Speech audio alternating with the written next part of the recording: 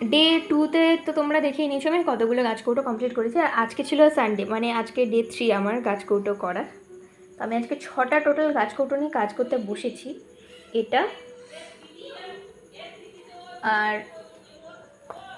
এটা একই ডিজাইন, বলে রাখি একই ডিজাইন 3টে করে গাছকৌটোতে হচ্ছে।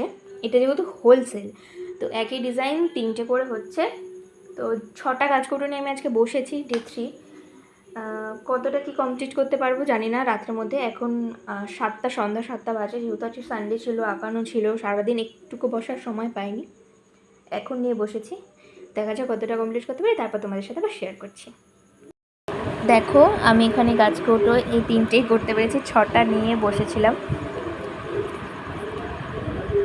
বাট এই 3টেই আমার পক্ষে করা পসিবল হয়েছে। এক একটা গাছকৌটো করতে প্রায় 1 ঘন্টা 20 মিনিট টাইম লেগে গেছে, জাস্ট কলকা করতে। ফিনিশিংটা দেখো জাস্ট।